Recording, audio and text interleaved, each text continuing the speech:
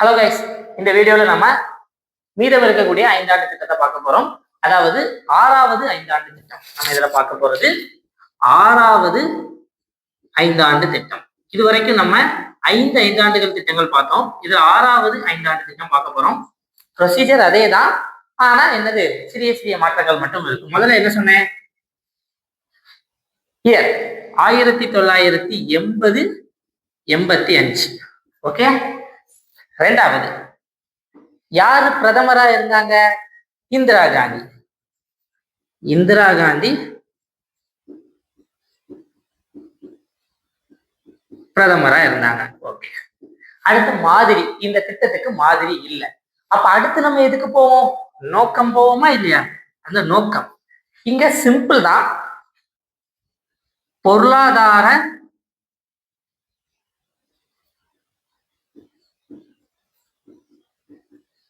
தாராள மயமாக்கல். பொருளாதார தாராளமயமாக்கல், எக்கனாமிக் லிபரலைசேஷன். இதுதான், வேற எதுவுமே இல்லை. பொருளாதாரத்தை தாராளமயமாக்கிறதுன்னு சொல்லியிருந்தாங்க. இந்த நோக்கம், இந்த ஒரே வேர்டை வச்சு நான் இந்த 5 இயர் பிளான், இந்த 6வது 5 ஆண்டு திட்டத்தை உங்களுக்கு அழகா சொல்லித்தரேன். பாருங்க, என் கூடயே படிங்க, ஈஸியா போயிடலாம். ஹெட்டிங்கை மட்டும் பாருங்க. பொருளாதார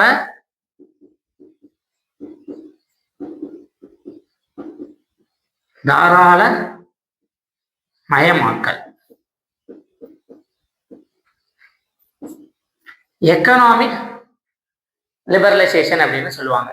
அது என்ன தாராளமயமாக்கல்? ஒண்ணுமே கிடையாது. கட்டுப்பாடுகள் எல்லாமே என்ன பண்ணப்படுது அப்படின்னா கொஞ்சம் கொஞ்சமாக தளர்த்தப்படுகிறது.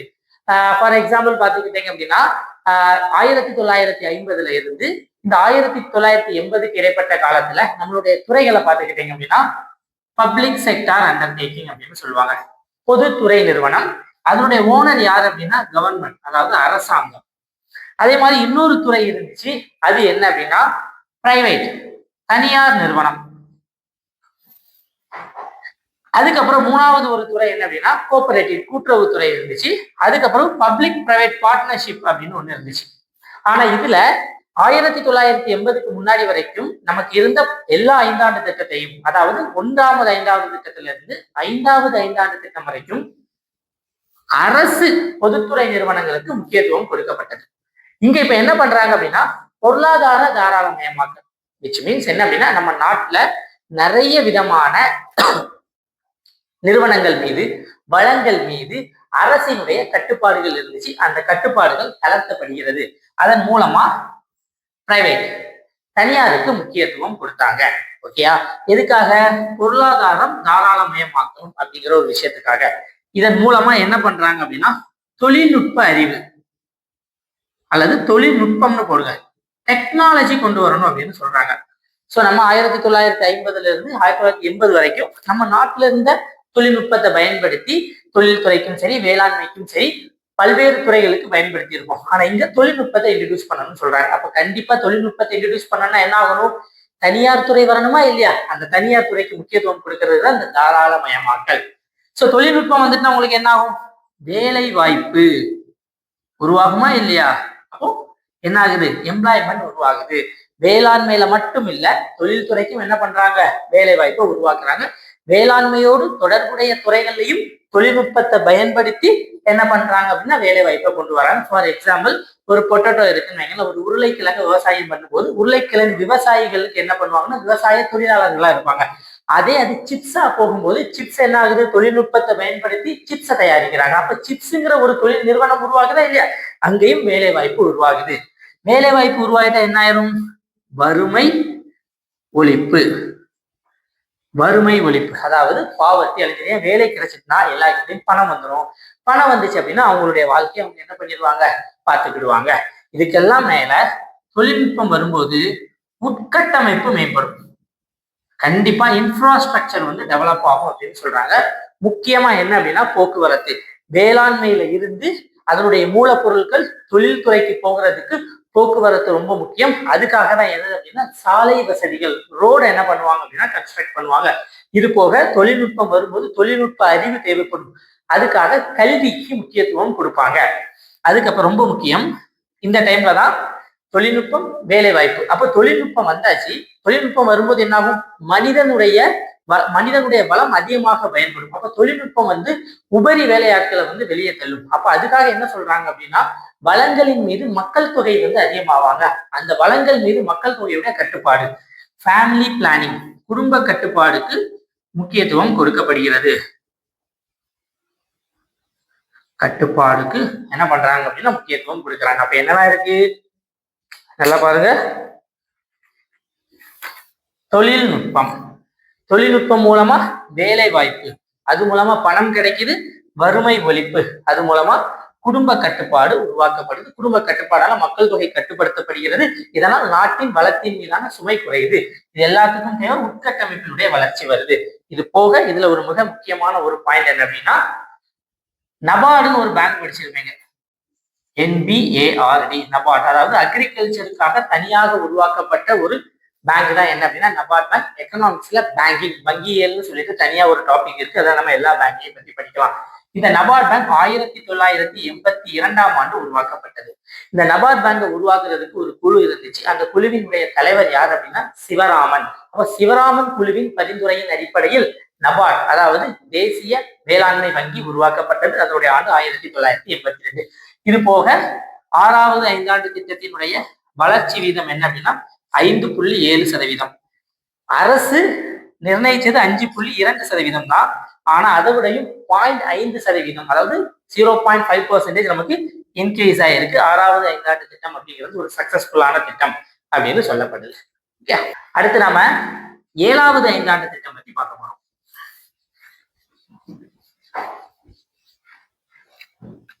பாருங்க, 7வது ஐந்தாண்டு திட்டம்.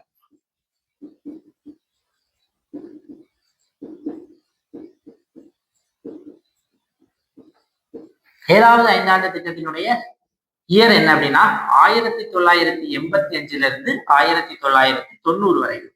1985 இருந்து 1990 வரைக்கும். பிரதமர் யார் அப்படின்னா ராஜீவ் காந்தி.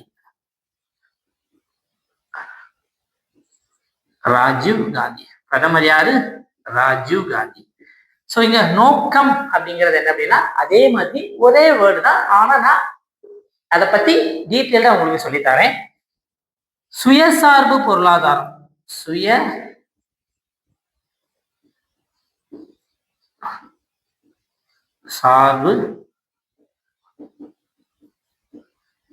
சுயசார்பு பொருளாதாரம் 1985 1990. ராஜீவ்காந்தி பிரதமரா இருக்காரு. சுயசார்பு பொருளாதாரம். சோ இந்த சுயசார்பு பொருளாதாரம் அப்படின்னா என்ன? முந்தைய 5 இயர் பிளானை வச்சு நம்ம இதை படிக்கலாம். பாருங்க, இந்த சுயசார்பு பொருளாதாரம் மட்டும் இருக்கட்டும், அதை வச்சு உங்களுக்கு இந்த 5 இயர் பிளானை நான் விளக்குறேன். சோ சுயசார்பு பொருளாதாரத்தின் மூலமாக என்ன சொல்றாங்க அப்படின்னா வேலை வாய்ப்பு, அதாவது வேலை வாய்ப்பை உருவாக்கணுமா. வேலை வாய்ப்பை உருவாக்குறதுக்கு என்ன சொல்றாங்க அப்படின்னா உற்பத்தி அதிகப்படுத்தணும் அப்படின்னு சொல்றாங்க. உற்பத்தி அப்படிங்கிறது எங்க? வேளாண்மையில உற்பத்தி அதிகப்படுத்தணும். அப்போ பயிர்களுடைய விளைச்சலை என்ன பண்ணணும் அப்படின்னா அதிகமா கொண்டு வரணும் அப்படின்னு சொல்லப்படுகிறது. சோ சுயசார்பு பொருளாதாரத்தின் மூலமாக வேலை வாய்ப்பு அதிகப்படுத்தணும். வேலை வாய்ப்பு அதிகப்படுத்தணும் அப்படின்னா உற்பத்தியை பெருக்கணும் அப்படின்னா பயிருடைய உற்பத்தி, பயிர் தொழில் அதிகமா வளரணும் அப்படின்னு சொல்றாங்க. இன்னொன்னு நம்ம அதுல பார்த்தோம், என்ன பார்த்தோம்? பொருளாதாரம் தாராளமயமாக்கல் பண்ணப்படுது. அப்படி அதுக்கு என்ன சொன்னேன்? தொழில்நுட்பத்தை மேம்படுத்தணும்னு சொன்னா இல்லையா? இங்க என்ன சொல்றாங்க அப்படின்னா தொழில்நுட்பத்தை புதுப்பிக்க வேண்டும் அப்படின்னு சொல்றாங்க. தொழில்நுட்பத்தை புதுப்பித்தல் அப்படின்னு சொல்றாங்க. அப்ப அப்படின்னா அங்க இருக்கக்கூடிய டெக்னாலஜி இங்க என்ன பண்ணணும் அப்படின்னா டெவலப் பண்ணணும் அப்படின்னு சொல்றாங்க. இது மூலமா வேலை வாய்ப்பு வந்துட்டா இல்லையா? வேலை வாய்ப்பு வந்தாலே நமக்கு என்ன ஆயிரும்? ரொம்ப முக்கியமான ஒரு விஷயம் என்னது? பாவர்ட்டி, வறுமை ஒழிப்பு நடைபெறும். ஓகேயா? சோ வறுமை ஒழிப்பு நடைபெறும். இது போக மிக முக்கியமான ஒரு விஷயம் என்ன அப்படின்னா இந்த ஐந்தாண்டு திட்டத்துல ரொம்ப ஒண்ணு பார்க்கப்படுது. அவங்க வச்சது டார்கெட் 5.0%. ஆனா நம்ம 6.01% டார்கெட் என்ன பண்ணிட்டோம் அப்படின்னா அச்சீவ் பண்ணிட்டோம். அப்ப 7வது ஐந்தாண்டு திட்டத்தை பொறுத்த வரைக்கும் என்னது? அது ஒரு சக்சஸ் தான். அடுத்து ஆனுவல் பிளான் அப்படின்னு சொல்லுவாங்க, ஆண்டு திட்டம்.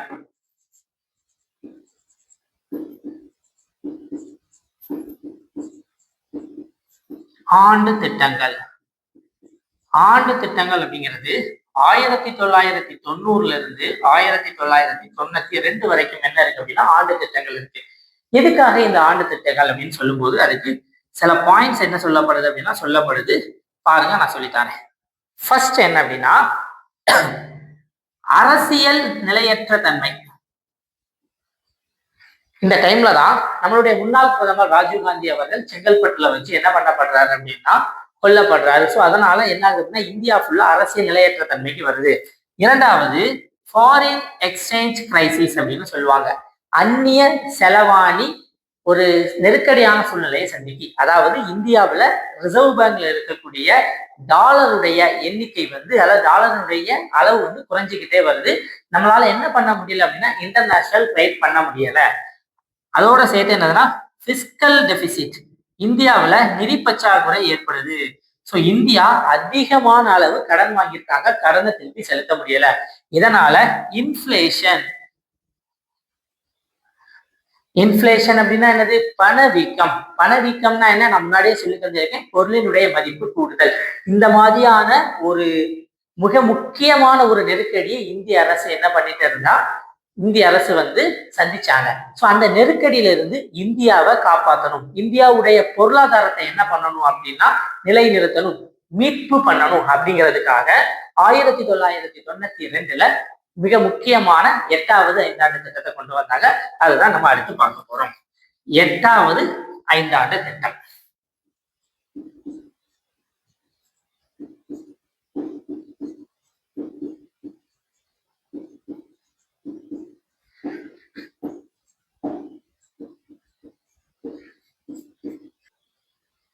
எட்டாவது ஐந்தாண்டு திட்டமும் அதே மாதிரிதான் கால அளவான ரொம்ப ரொம்ப இம்பார்ட்டன்டான ஒரு ஐந்தாண்டு திட்டம் இந்த 8வது ஐந்தாண்டு திட்டம். ஏன்னு பாருங்க, கால அளவு 1992 இருந்து 97 வரைக்கும். ஸோ இந்த காலகட்டத்துல பிரதமர் யார் அப்படின்னா நரசிம்மராவ் அப்படின்னு சொல்லுவாங்க. இவர் தான் யார் அப்படின்னா பிரதமரா இருந்தாரு. முக்கியம் என்ன தெரியுமா? மனிதவள மேம்பாடு. இதனுடைய நோக்கம் என்ன அப்படின்னா மனிதவள மேம்பாடு. ஸோ இந்த ஐந்தாண்டு திட்டத்துல சில முக்கியமான விஷயங்கள் இருக்கு.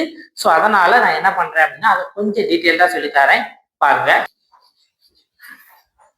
மனித வளம், இதை வச்சே நம்ம என்ன பண்ணலாம்? இந்த ஐந்தாண்டு திட்டத்தை படிக்கலாம். நல்ல கவனமா பாருங்க, ஈஸியா படிக்கலாம்.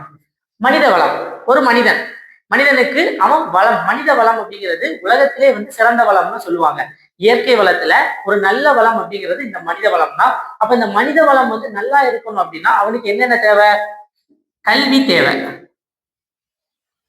அவனுக்கு சுகாதாரம் தேவை,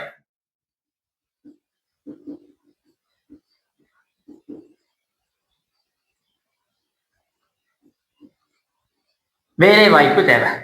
கல்வி, சுகாதாரம், வேலை வாய்ப்பு, இந்த 3 மனித வளத்தை மேம்படுத்தும். ஸோ இதுக்காக தான் என்ன பண்றாங்க அப்படின்னா உட்கட்டமைப்பு வலுப்படுத்தணும் அப்படின்னு சொல்லப்படுகிறது. உட்கட்டமைப்பு வலுப்படுத்தணும் அப்படின்னு சொல்றாங்க. உட்கட்டமைப்புன்னு சொல்லும் போது என்னலாம் அப்படின்னா சாலைகள்,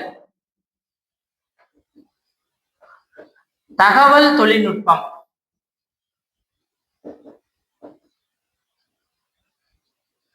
மின்சாரம்,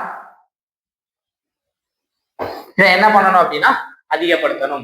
இது போக கல்வி, சுகாதாரம், வேலை வாய்ப்பு, சாலைகள் உருவாக்கம், தகவல் தொழில்நுட்பத்தினுடைய பயன்பாடு, மின்சாரம், இதெல்லாம் அதிகப்படுத்தணும் அப்படின்னா இந்தியாவில் மக்கள் தொகை அதிகமா இல்லையா? அப்ப அந்த மக்கள் தொகையை கட்டுப்படுத்தணும். பாப்புலேஷன் கண்ட்ரோல், மக்கள் தொகை கட்டுப்பாடு, பாப்புலேஷன் கண்ட்ரோல், மக்கள் தொகை என்ன பண்ணணும் அப்படின்னா கட்டுப்படுத்தணும். இது எல்லாமே பார்த்துக்கிட்டீங்க அப்படின்னா அரசுக்கு அதிகமான முதலீடை கொண்டு வரும். அப்போ நாங்க இதுக்கு முன்னாடி உங்களுக்கு பார்த்தோம், இந்தியா மிகப்பெரிய செலுத்து நிலை நெருக்கடியை சந்திச்சாங்க.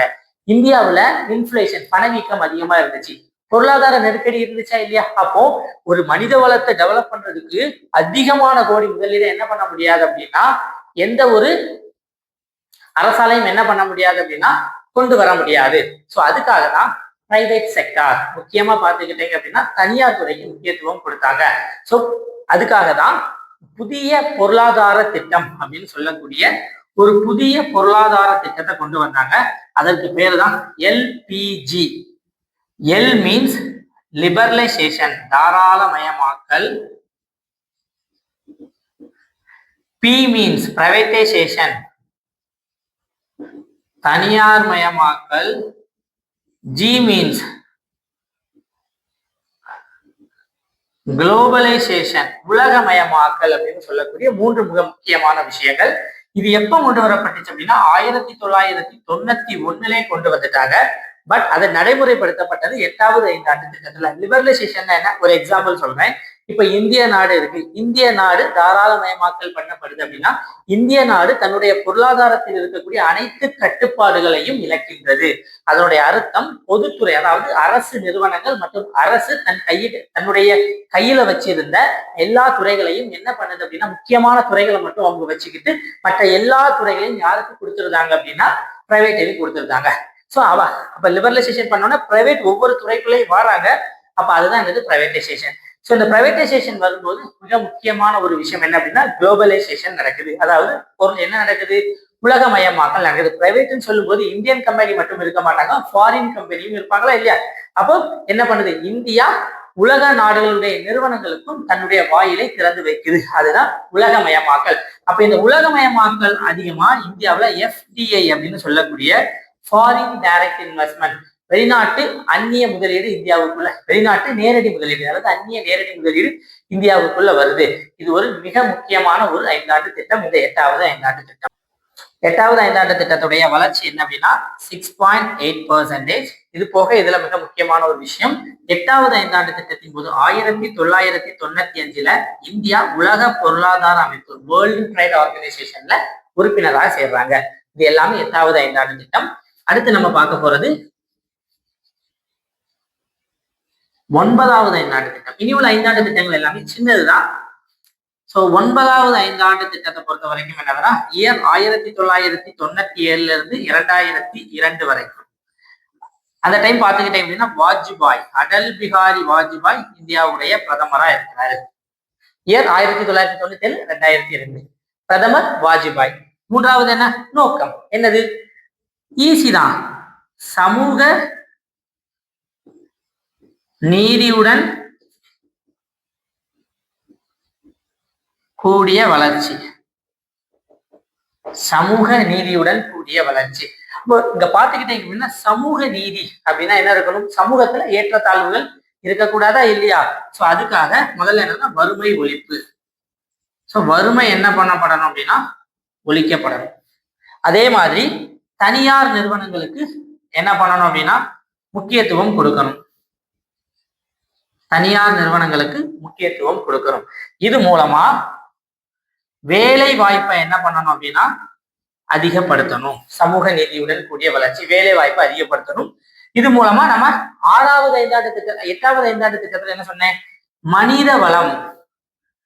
அதே மாதிரி இங்கேயும் என்னது, மனித வளத்துக்கு முக்கியத்துவம் கொடுக்க சொல்றாங்க. முக்கியமா எல்லாருக்கும் தொடக்க கல்வி கிடைக்கணுமா, universal access to primary education, தொடக்க கல்வி எல்லாத்துக்கும் கிடைக்கணும் அப்படிங்கிறது இது மிக முக்கியமான ஒண்ணா பார்க்கப்படுது. இதனுடைய growth ரேட் அப்படின்னு பார்த்துக்கிட்டீங்க அப்படின்னா நமக்கு 6.8%. இது என்ன ஆகுது அப்படின்னா growth ரேட்டை வந்து அட்டைன் பண்ணுது. அதுக்கு பிறகு 9வது ஐந்தாண்டு திட்டத்துல இன்னொரு விஷயம் என்னன்னா அது 1997 தொடங்குது. நமக்கு எப்போ சுதந்திரம் கிடைச்சிச்சு, 1947. இதோட ஒரு 50 கூட்டுங்க, 1997. அப்போ 9வது ஐந்தாண்டு திட்டம் அப்படிங்கிறது என்னது, நம்மளுடைய சுதந்திர தினத்தின் 50வது ஆண்டு விழா. அடுத்து நம்ம பார்க்க போறது 10வது ஐந்தாண்டு திட்டம்.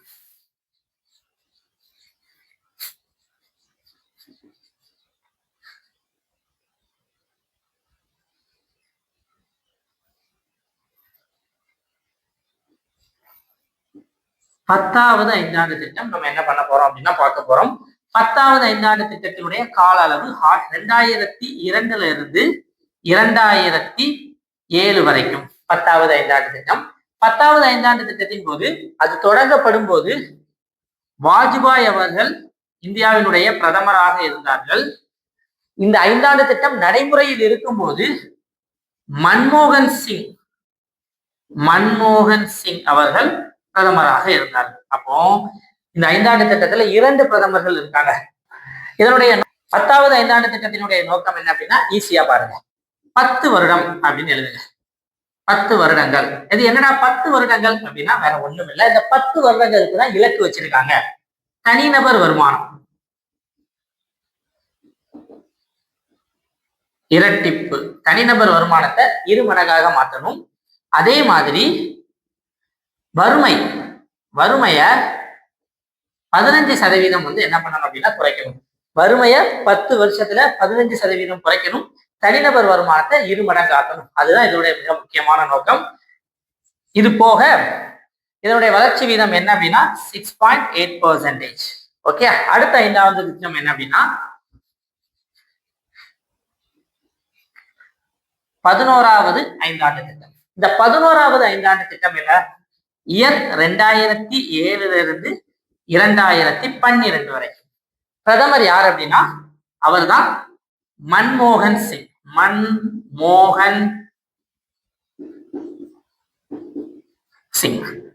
இதனுடைய நோக்கம் என்ன அப்படின்னா விரைவான உள்ளடக்கிய வளர்ச்சி.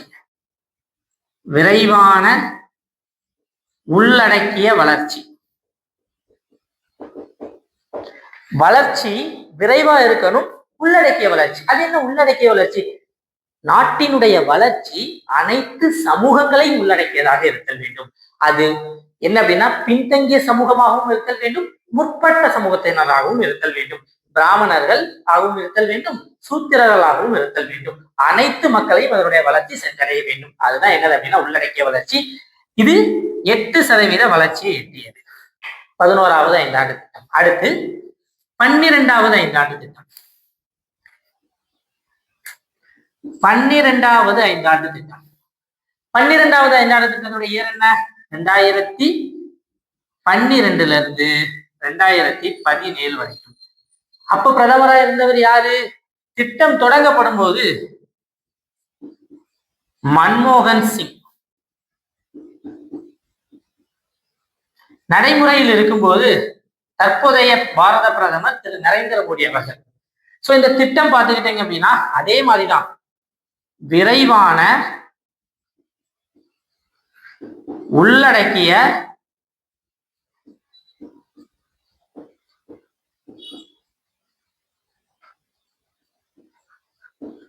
நிலையான வளர்ச்சி அப்படின்னு சொல்லுவாங்க. விரைவான உள்ளடக்கிய நிலையான வளர்ச்சி, இதுதான் என்ன அப்படின்னா 12வது ஐந்தாண்டு திட்டத்தின் நோக்கம். விரைவான வளர்ச்சி ஸ்பீடா இருக்கணும். உள்ளடக்கிய வளர்ச்சி அனைத்து சமூகத்தினருக்கும் பொதுவானதாக இருத்தல் வேண்டும். நிலையான வளர்ச்சினா என்ன? நிலையான வளர்ச்சி என்ன சொல்லுவாங்க அப்படின்னா வளம் குன்றா வளர்ச்சி அப்படின்னு சொல்லுவாங்க. இயற்கை சுற்றுச்சூழலுக்கு எந்த பாதிப்புமே இல்லாம என்ன பண்ணணும் அப்படின்னா வளர்ச்சியை அடைதல் வேண்டும். இதனுடைய தாக்கம் என்ன? இதனுடைய மதிப்பு 8% வளர்ச்சி இலக்காகும். 2வது ஐந்தாண்டு திட்டம் பார்த்துக்கிட்டீங்க அப்படின்னா 2012 ஆரம்பிச்சு 2017 முடியுது. இதுதான் நம்மளுக்கு இறுதியான ஐந்தாண்டு திட்டம். இந்த ஐந்தாண்டு திட்டத்திற்கு பிறகு 12வது ஐந்தாண்டு திட்டம், இதுதான் நமக்கு இறுதியான ஐந்தாண்டு திட்டம். இந்த ஐந்தாண்டு திட்டத்திற்கு பிறகு இந்த திட்டங்களை எல்லாம் போட்டது ஒரு ஆணையம், அதுதான் திட்ட ஆணையம். அந்த திட்ட ஆணையத்தை என்ன பண்ணிட்டாங்க அப்படின்னா நீக்கிக்கிட்டு அந்த இடத்துல புதுசா ஒரு அமைப்பை கொண்டு வந்துட்டாங்க, அதுதான் நிதி ஆயோக். இனிமே அடுத்த வீடியோல நம்ம என்ன பண்ண போறோம் அப்படின்னா திட்ட ஆணையம்னா என்ன, நிதி ஆயோக்னா என்ன, இரண்டிற்குள்ள வேறுபாடுகள் என்ன, திட்ட ஆணையம் வந்து எப்படி செயல்பட்டது, தற்பொழுது நிதி ஆயோக் அதுக்கு மாற்றாக இருந்து எப்படி செயல்படுது அப்படிங்கிறது எல்லாத்தையும் டீட்டெயிலா அடுத்த வீடியோல பார்க்கலாம். இந்த வீடியோல உங்களுக்கு மீதமுள்ள ஐந்தாண்டு திட்டத்தை பத்தி தெளிவா சொல்லியிருக்கேன். உங்களுக்கு பிடிச்சிருந்துச்சு அப்படின்னா லைக் பண்ணுங்க, ஷேர் பண்ணுங்க. உங்களுக்கு ஏதாவது விஷயம் தெரிஞ்சுச்சுன்னா கமெண்ட் பண்ணுங்க. இது நம்ம சேனலை வந்து என்ன பண்ணுங்க அப்படின்னா ஷேர் பண்ணுங்க. உங்களுக்கு இது போல கண்டினியூஸா வீடியோஸ் வரும். தேங்க்யூ.